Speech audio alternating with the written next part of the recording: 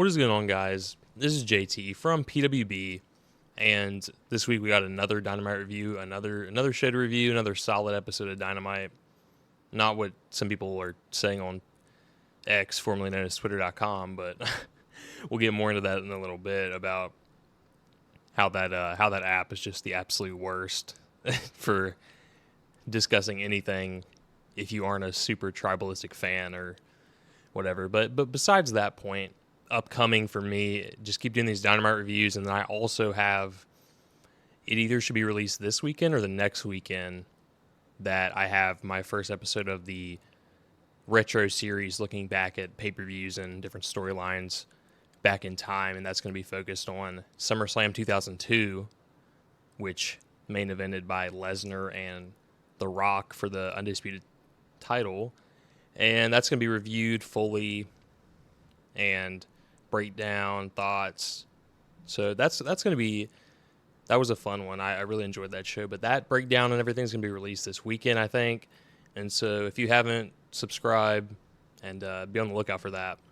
So if you follow any of the if you're in the wrestling space at all on X, you probably saw that Tony Khan, AEW owner and CEO and all that jazz, kind of stomped on the grave and celebrated that Eric Bischoff's podcast was no longer going to be around, and they kind of clapped back and forth at each other. Tony did it about 4 a.m.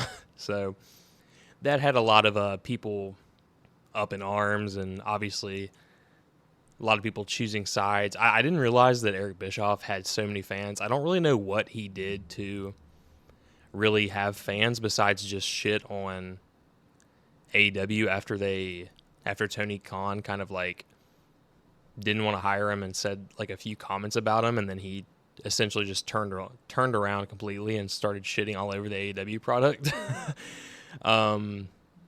That's obviously the main thing that he does now is just shit all over AEW. And so people were kind of talking about that and just kind of like siding with Eric Bischoff. And again, I don't really know what he's done, like why anybody would ever value his opinion on wrestling in general. I mean, he's never proven to have a good idea outside of the NWO, and he got lucky with that and based an entire career off of that. And I responded to a tweet, and I've been watching the Raw 2002 weekly product for my retro series that I'm doing, and the Raw weekly product is atrocious. Eric Bischoff is essentially the main character. He does like 40 promos every single week, and it's really bad. Regardless, I said Bischoff is the worst. Watching 2002 Raw currently, and this dude is literally the main character of the show. Promo after shit promo. Just no idea for what worked then or now. Tons of people got really mad at me and started yelling at me and calling me stupid, and one guy was like, oh, who's going to tell this kid? And then he started shit-talking me, even though he plays like Lego Fortnite or whatever. And you know, I kind of think that is like a rite of passage for me. You know, I feel like you really haven't come into your own yet until you've got into a argument on Twitter.com where you're never going to interact with this person again. You're never going to think about this person again. And you just argue over something super meaningless. And, you know, that's what I did today. I spent a good portion of my day just arguing with people, and, you know, it was a good time. Luckily, nobody got hurt in the process. So yeah, that was a fun afternoon activity. I don't know if these people are just like nostalgic for this time period, like, or they just have fond memories of Bischoff, or they just hate AEW and really support him because that's his whole gimmick now, is he really likes shitting on AEW and their attendance and everything.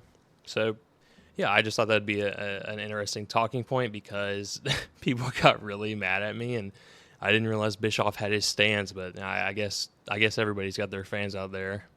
So just moving on to the actual Dynamite show.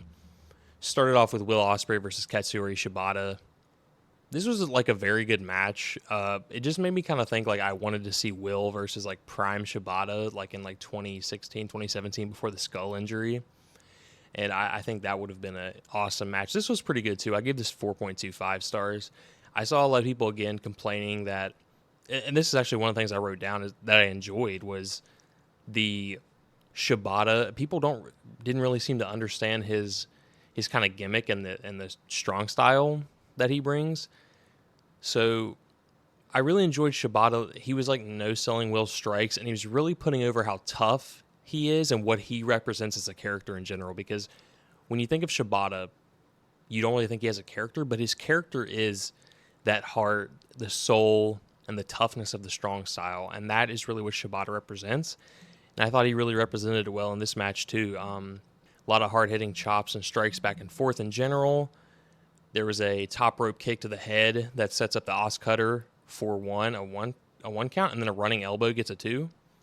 And so they kind of just go back and forth. I didn't take a lot of notes on this one because it was a pretty standard match for these two. It was a lot of trading chops, trading strikes, the strong style spirit.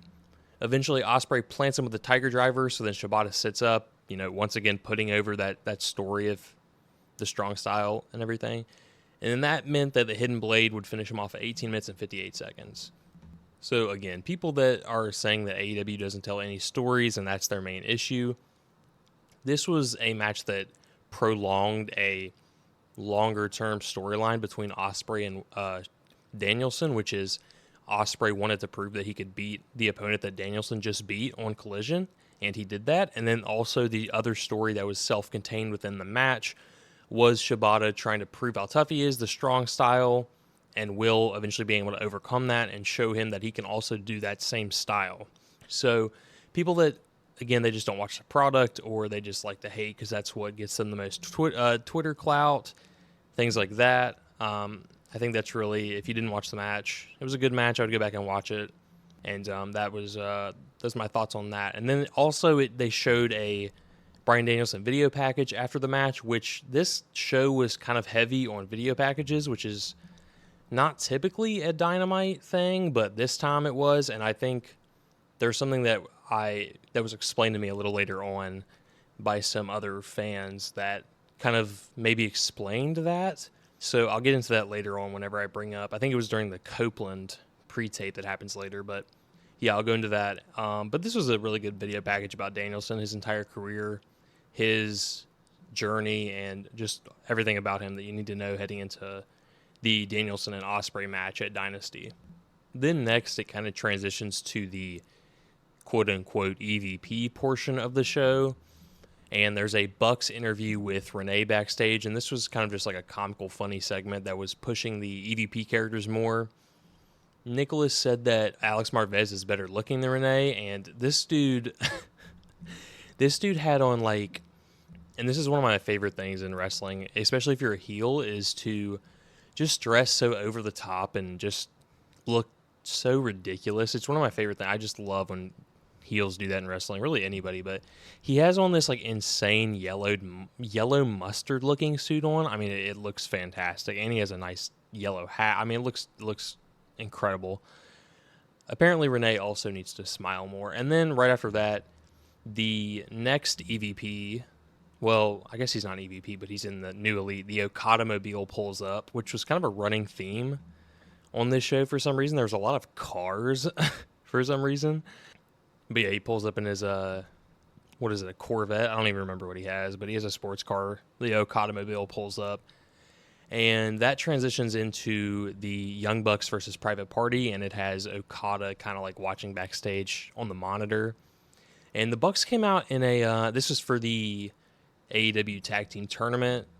I think it's like the quarterfinals maybe, which doesn't feel super important. They've kind of done a bad job about setting up the importance of this tournament and really promoting it super well. It's kind of like fallen flat for me. But this is the Young Bucks versus Private Party. This is a rematch from the 2019 Classic Dynamite match that happened that really put over Private Party and put them on the map. Because, I mean, nobody was familiar with their work before on the indies, at least from my knowledge. I mean, maybe some people, but like worldwide, they weren't like indie darlings or super well known to my knowledge. So that was a huge match for them in 2019. It was an awesome match. Definitely the best Private Party match that they've had in AEW. And it was another great Bucks match from back then. I get why they wanted to do a rematch of this match because of how well it established Private Party back in 2019. But both of these teams are at such a different point in their careers now. The Bucks are kind of doing these new characters, and Private Party just came back and reunited their team, and they're going heel. So this was a weird heel versus heel match, and I thought that was very strange kind of coming into it just in general. And this was like nowhere close to their classic match, but it was it's still solid, but it wasn't anything like super special, and it wasn't on that level. There was a sweet like Falcon arrow on the outside from on top of the barricade that Nick hit to Mark Quen, and it was overall a good match. There was good action up until the finish where Nick fucked up the EVP trigger, like he slipped, and it really didn't look that much worse than their usual EVP trigger, to be honest with you. But obviously, it's still a big mess up. Didn't look super clean. They probably should have picked him up and hit it again. But this match does get an extra like 0.25 stars just because it gave us the Okada head nod gif while watching the monitor, and it was super funny. So I gave this 3.25 stars. Even from Okada's little backstage moments where he maybe would nodded for like 5 seconds, he's still like incredibly funny. I don't know how his body language and how he can be so entertaining just from his little mannerisms that he portrays on television. I don't think anybody really thought that he would be as natural as he is in this television role, but he's been awesome. And him and Will have both been insanely good since they both started, and they've been super positive signings for AEW. So yeah, it was a decent match, nothing special, 3.25 stars, and wasn't on the level of their previous matches. But I don't think anybody really expected that, considering the Bucks new characters, Private Party new characters. They're trying to find themselves, and this didn't have the same dynamic as it did back in years ago, and whenever they first had their first matchup. Next, we got a string of backstage segments. So the backstage segment lovers are eating good tonight. We got a Takeshita video package with Don Callis, and it was a good build-up for the main event later. Then Mercedes Moné shows up in her Mercedes, so there's another car on this episode. So add another to the bingo card. Then there was a Darby Allin and Tony Hawk segment, and it was essentially just Darby promoting, I think it was Tony Hawk's charity or whatever, and then Tony does a hand plant off Darby's broken foot. So I'll be honest, I don't really know what a hand plant is. I wasn't really paying attention. I just got that note off of somewhere else. So I assume that's dangerous, because that would make sense considering Darby. I'm surprised he didn't do a fucking kickflip with a broken ankle or something. Moving on, they did a quick Jericho and Hook segment. Jericho offers all of his advice to Hook, and Hook accepts. He goes, "Yeah, of course I'll listen. You Chris Jericho." And Hook is keeping Jericho at arm's length and being cautious, but he's still listening to Jericho's advice. So they're kind of doing this story where Hook knows Jericho's like background and knows that he's always looking to pull one over on somebody and not trust him fully, but he's going to listen to his advice and keep him at arm's distance. And they have Lion Hook merch now on awshop.com, so go pick up your your own Lion Hook shirt. I'm sure those are going to be flying off shelves, so you better go and pick up one now for sure. And then next we had a match that I think over-delivered for me, for sure. We had Willow Nightingale versus Kris Statlander versus Skye Blue versus Anna Jay. This was to determine the number one contender of who would face Julia Hart for the TBS title at Dynasty. And this is when they brought out Mercedes Moné to be on commentary, and she was pretty brutal, not going to lie. This is not one of her strengths. She I don't know if she's not like fully healthy, or they're just trying to keep her debut like a big deal, because I don't really know who she's going to face at Dynasty now, considering she's not going to go for the title. But I'm not really sure what they're doing with her. I don't think that putting her on commentary is great. One of her lines that she said that stood out to me was She said, this is pretty much how she read it too. She said, wow, Kris going to the top rope there. Everybody knows that that's a dangerous area. In just like a very monotone voice like that. Like, it sounded like she'd never watched wrestling in her life. I don't know. It was very strange. Kris Statlander looked pretty awesome in this match. She was a great main power base.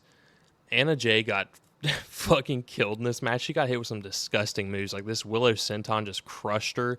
And then I think Willow also hit her with this disgusting looking missile drop kick. And that also killed her. It was nasty.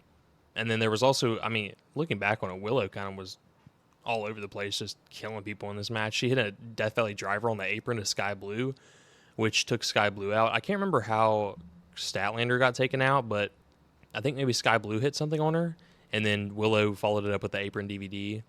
And then Willow hit the gut-wrench powerbomb on Anna Jay at 9:49 to become the TBS number 1 contender, which was the obvious finish. I think Anna Jay was clearly there just to get the pinfall. And I gave this one 3.75 stars. I thought it was really good. It was back-to-back weeks from these combination of women really killing it out there. Last week they did that Rampage that was awesome, and then they followed it up with this. So I really enjoyed this match. I thought it was definitely better than I thought that it was going to be. And then after the match, Julia Hart attacked Willow and held the belt in front of Monet. So the story they're kind of saying there is that Monet didn't help Willow after Willow and Statlander helped her last week. And so now that Willow's the number 1 contender for the TBS title, I think it might be, which, I mean, I guess this makes sense, but I got a feeling that, you know, Willow is going to be the transitional TBS champ for Monet. The only reason I think that, well, there's a few. I mean, Monet is being paid the most money of any woman on the roster, and she's going to be pushed like that. You know, she's going to be given a title. She's going to be giving storylines and segments, and, you know, getting the TBS title on her promotes that. It also elevates the TBS title. And, you know, number 2, Monet needs to get her win back from Willow. That's what they set up immediately when Monet came back, signed with AEW. And she needs to get her win back from when she lost the NJPW title to Willow and got hurt. So I think this probably accomplishes 2 things. I would expect that Willow beats Julia Hart for the TBS title at Dynasty, but maybe there could also be some, you know, maybe some adjustments to the match. Maybe Monet gets added or something, or some deal like that. But regardless, as of now, Willow is the number 1 contender for the TBS title, and she's going to take on Julia Hart at Dynasty. And just as I'm recording this, oh boy, the AEW numbers came out from Dave Meltzer. 747,000 watched last night, 0.23 in the demo. Lowest demo in regular time slot. NBA was big, but big 9:15 drop. So I can't wait for all the sensible takes in the comments underneath this. At I am Todd Bentley says, will they do a small business theme soon? And, oh God. Somebody said nobody wants to see these minor league Japanese wrestlers on American TV. Yikes. At Alan Barkoff. Yikes, brother. Yeah, well, time to exit out of that. That was a fun little segment. What am I even on now? Oh, yeah, so this was another section of the show where they kind of just did some like backstage segments. Dustin Rhodes did a backstage segment. This was setting up a match with Butcher on Rampage. Butcher does not have a voice like you would think he does, but yeah, sure, whatever. Then there was a Timeless Tony Storm pre-tape video. This was terrible.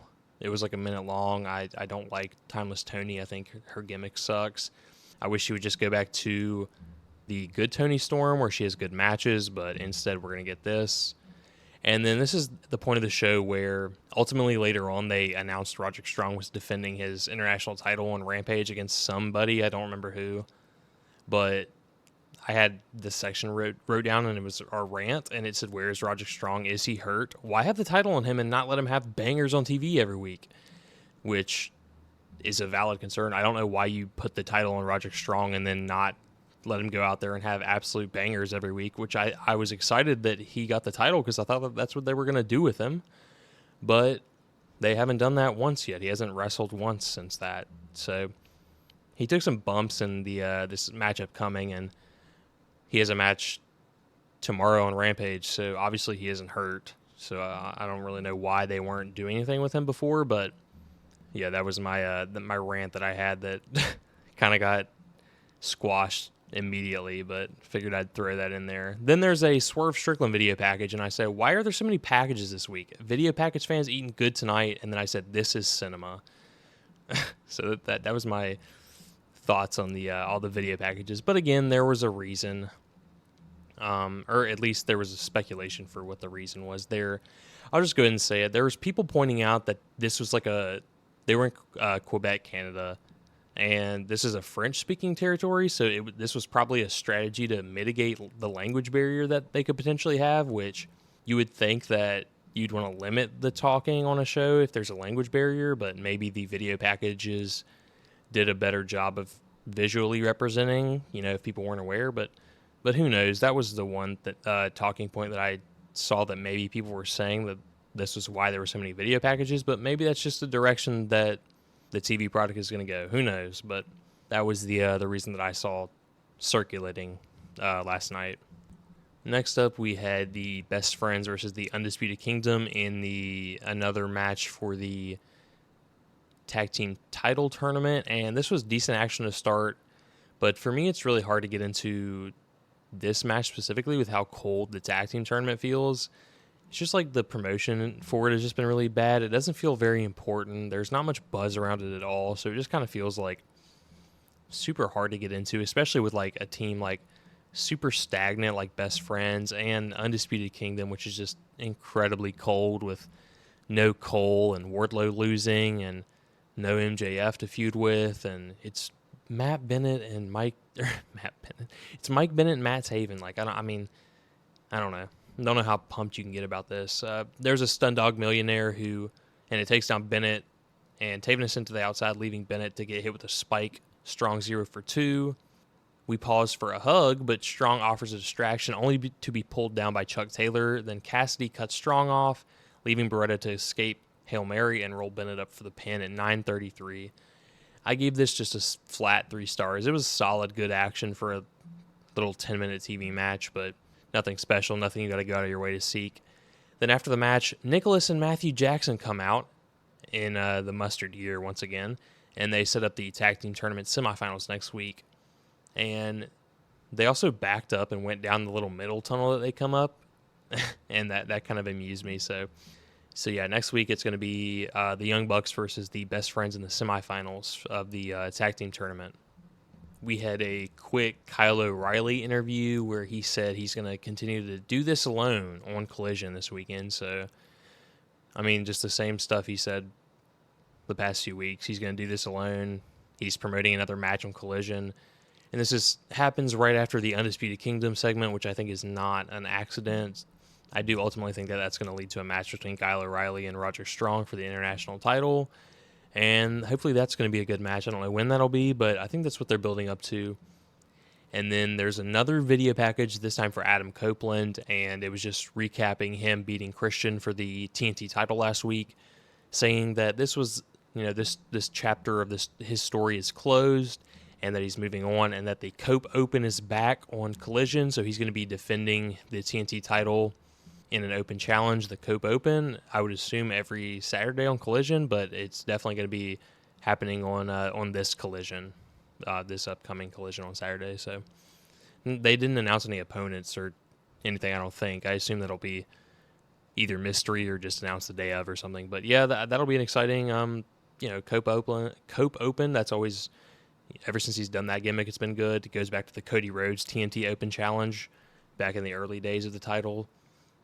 So I don't have any issue with that. I think it's a good step in the lineage of the title. Bring some prestige back to it after Christian had a great run with it, but ultimately was not that kind of champion that was defending it every week and really a fighting champion. So I think it's a nice touch for the TNT title. We got to the main event of the evening. This was for the number 1 contender spot for the AEW World Heavyweight Championship. It was Swerve Strickland defeating Konosuke Takeshita. What was the time? It was in 1941. This was a really good match as well. I think I prefer the Ospreay and Shibata match from earlier, but this was also another great match. The match told a story of Takeshita hurting Swerve early and Swerve having to fight around the injury and win in the end. And That was the story that they laid out in the very few beginning matches or minutes of the match here. And I just made some notes. I mean, like, the way Takeshita runs the ropes and explodes into his offense is just amazing. He's just phenomenal in the ring. It's hard to watch him and not think that he needs to be just pushed to the moon and belted up super quickly. But I think Tony Khan knows what he has, but he's just elevating him slowly and just knowing that he's going to stay over regardless. Even if he just has to have good matches and he's going to stay over. At least that's what I think he thinks. Regarding Takeshita, and he hit some insane looking elbows in the match, and I think he has probably a top one or two just strikes and like insane looking elbows in the business. Like, I was just watching him and I was like laughing at how good he is. He's just so smooth and his strikes are just devastating. It's super fun to watch. Swerve tries to strike, but his neck, like they're kind of trading elbows back and forth. And Swerve tries to strike, but his neck and shoulder gives out. And this was thanks to a brainbuster earlier from Takeshita, and that was leaving him to shoulder Takeshita in the ribs. And then they kind of strike back and forth some more. Takeshita counters a rolling neck breaker into a sit-out F5 to send Swerve outside. And then Takeshita then hits a big flip dive and takes Swerve down again. But he's able to break up a brainbuster onto the turnbuckle after they went back into the ring. And then that transitions into a DDT out of the corner by Swerve, and that plants Takeshita. But then he pops right back up and hits a nice blue thunder bomb for the 2. You know, the move that Sami Zayn always thinks is going to get him the win, but never does, shockingly. And this kind of transitions into the ending of the match. And there was an insane-looking double stomp on the apron from Swerve, and then that was when Takeshita rolled back in the ring, and then Swerve hit a Swerve stomp for a close 2.9 count. And this was the finish right here. They were back into the ring and they're just trading shots. Takeshita goes for a pop-up powerbomb, but Swerve reverses it into the Swerve stomp, and then he picks him up and hits the big pressure driver since the Swerve stomp didn't finish him off earlier on in the match. And that gets him the win at 1941. And I give this 4 stars, and I thought it was a very solid match. Very good main event. Put over Swerve big, upcoming for the... for his challenge at Dynasty for the world title. Takeshita will be fine, I think. I don't love him taking a loss here in the main event, but, you know, I think as long as he continue, you know, he took a loss to Ospreay, takes a loss to Swerve, but he is only losing to the top guys of the company, so I don't think it's going to hurt him too much, but, you know, eventually we want to, like, for me, I would want him to have some wins and maybe eventually win a belt, maybe. Like, can we belt Takeshita up here? But yeah, it's a super solid main event. I didn't like it as much as the Ospreay Shibata match, but it was still very, very good. Honestly, in this match, I think Takeshita was more impressive than Swerve, but that kind of leads me to something that I thought about Swerve when watching this match, and I don't think Swerve is one of the best in the world in the ring, but he does like a great job of hanging with them, and I don't know what it is, but he has something that a lot of them lack outside the bell-to-bell. Maybe the way he connects with the audience, or his aura, or his swag that he brings. I'm not really sure what it is, but he has something that others don't, but I don't think he is elite bell to bell. Like, I don't think if I see a Swerve match and it's not with somebody like Takeshita or Hangman, who he has incredible chemistry with, and those matches were awesome. If it's not somebody like that, I don't have the utmost confidence, and I think with a lot of other guys in the company that you do have that confidence in. And I'm still unsure how Swerve is going to do with the world title, because I do still think he wins it next month against Joe, but he's still very over in all these buildings, and it's definitely worth trying to make a guy with him, because I don't think he's a certified guy yet. Like, I think he can cool off and become a mid-carder if they don't capitalize. So I definitely think it's worth trying. I don't know if he's ready, but like, for me, this isn't like Hangman level momentum when he was chasing the belt from Omega, which obviously is hard to recreate. Like, that was a storyline that started the moment AEW came into existence. So you can't really recapture something like that per se. But for me personally, I don't know how everybody else is feeling. I'm not like super hot or like super into the idea of Swerve winning the belt. I do think that he can win it and capitalize and become a guy, but I'm not like 100% confident in it, you know? So I do think he's still going to win it. I have seen some discussion on whether now is the right time or not. I think you kind of have to put it on him now. I think you run the risk of really cooling him off if he doesn't win it, because some people were like convinced that he was going to win it at Revolution, and I didn't really see that at all. I thought it was a pretty obvious Samoa Joe retain, like just based on the story they were telling and the way that they set up that triple threat match. So there are some prime examples of beating the guy who people like think need to win at that moment. I mean, the biggest example of that is Cody from last year at Mania, and now this year he's even hotter than he was last year to win it. And even, a guy like Naito in New Japan, so many different times where people thought he was going to win the IWGP title, and then he didn't, and it all culminated in that one moment where he finally won the big one after they dragged it out for so long, and it stayed hot and sold more tickets and did great business. So I don't know if this is an example of, I guess time will tell. I don't think this is an example of something like where that would work. I think you've got to put the belt on Swerve at Dynasty and really try and run with him and try and get him over to the extent that he needs to be a main guy. But, I guess we'll see. It's going to be an interesting decision for whatever they decide to do with it. And for me, I think it's pretty, I would say pretty high chance that Swerve wins for me, but I guess you never know. Some people seem to think that Joe's going to retain, but yeah, I mean, it'll be interesting to see what they do with that title. And to finish the show, just to cap it all off, Samoa Joe was watching the main event backstage on a monitor, and then Joe just cut a good promo promoting the world title match for Dynasty, just saying that he's the man and that Swerve can't take the title from him, and, things like that. So I thought this was a really enjoyable episode, another quick 2 hours of Dynamite. I'd give it like maybe an 8 or an 8.5. I really enjoyed it. Thought it was really solid. Not too many complaints for me, except for, the overused video packages I didn't love. And the Timeless Tony, but I mean, it was literally a minute. I really don't have many complaints. I mean, 2 4+ star matches, some storyline development. This was something I was going to touch on, but, people love to say that there's no stories in AEW, which couldn't be farther from the case. I mean, this was just off the top of my head listing in my notes app earlier. Just various stories that are currently happening in AEW. There's a 3-month-long build between Samoa Joe and Swerve. Then that loops into Swerve's year-long story of becoming the first black AEW champion, which has been massively pushed since they've started elevating Swerve. Then you have Danielson and Ospreay competing for who's the best in the world. This was built by numerous promos and matches across Dynamite and Collision, which was also progressed by the Shibata match between both of them. The new Elite formed between Okada and the Bucks, kicking Kenny out, suspending Hangman, and capturing gold. The Bucks are going for the tag belts. Okada already won the title. This is setting up current storylines and then future storylines for when Omega gets healthy and gets back, or when Hangman gets back.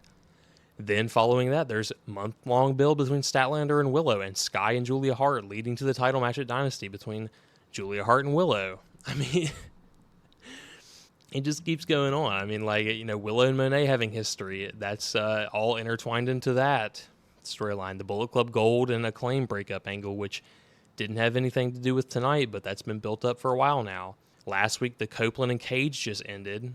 For that story, that's been going on for months, ever since Copeland came into the company. It's literally been like a 6-month-long build. The Mariah May and Tony Storm angle, which is constantly building up until Mariah May eventually takes the title off Tony Storm, which is they're doing a classic angle regarding those two. Then even one that we have that is a new story, Kyle O'Reilly returning and trying to find himself, and he's finding himself alone, and they're progressing that each week on every single show. And then there's even like I mentioned, back burner stories like the United Kingdom or Undisputed Kingdom and MJF, and then Omega feuding with the Elite.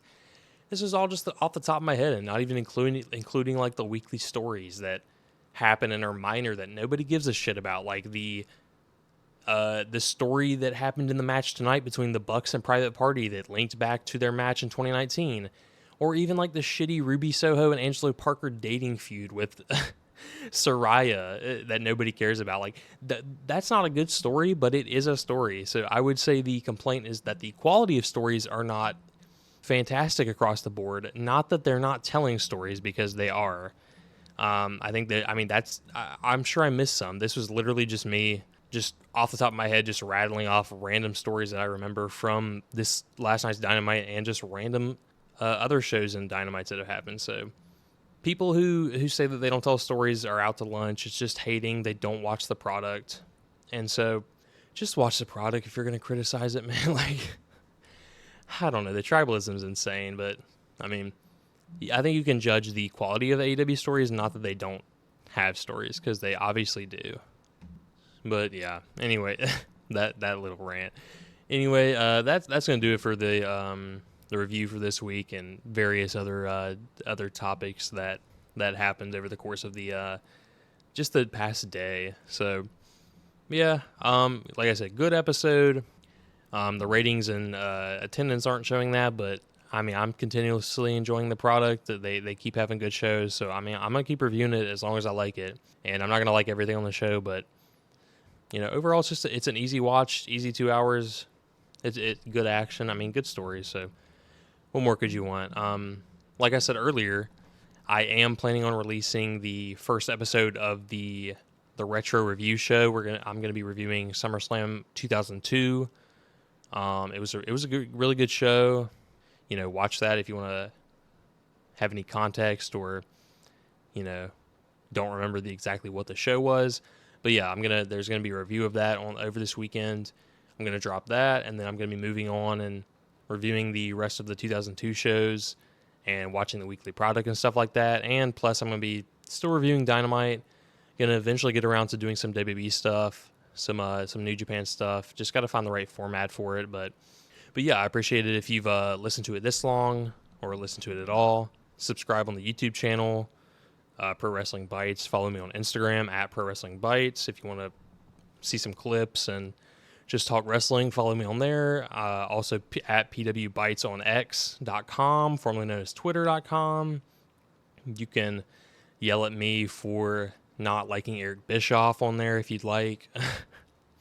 TikTok, I think Pro Wrestling Bytes. You can listen to the podcast, have this in podcast form on any site that really has podcasts on it. It's just at Pro Wrestling Bytes on there as well. So subscribe on all those. Follow me on all the social media. Appreciate any support you give me. But yeah, I appreciate it. Give me some feedback on what you'd like to see, anything like that. But yeah, I do appreciate it, and I'll talk to you guys again next time. Bye.